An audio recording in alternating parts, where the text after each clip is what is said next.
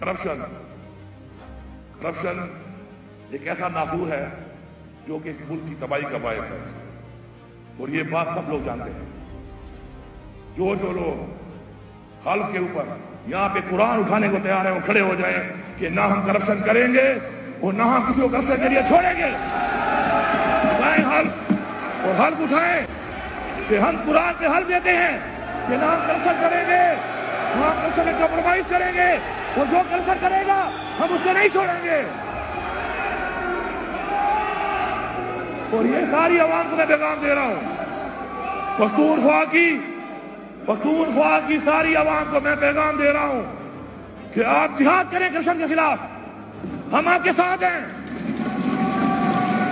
کسی کی جرات نہیں ہے کہ وہ آپ سے پیسہ مانگے، کسی کی جرات نہیں ہے وہ آپ سے رشوت لے، کیونکہ رشوت لینے والا